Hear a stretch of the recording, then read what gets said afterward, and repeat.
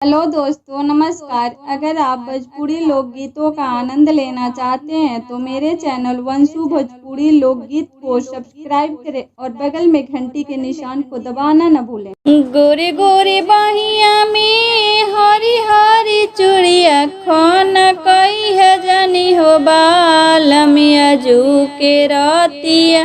खान कई है जनी रे बालमिया जू के रतिया खान कई है जनी रे बालमिया जू के रतिया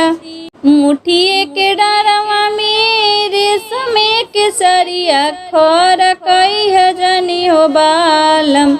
खर कई है जनी हो बालम आजू के रतिया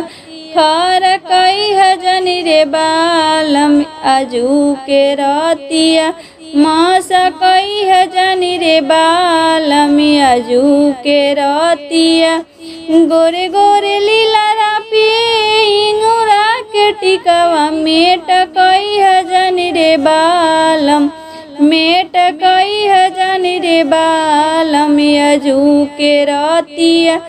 मेट कई है जनी रे बालम आजू के रतिया गोरे गोरे बहिया में हरी हरी चूड़िया खन कई है जनी रे बालम आजू के रतिया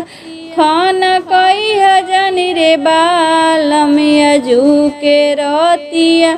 खान कई है जनी रे बालम आजू के रतिया।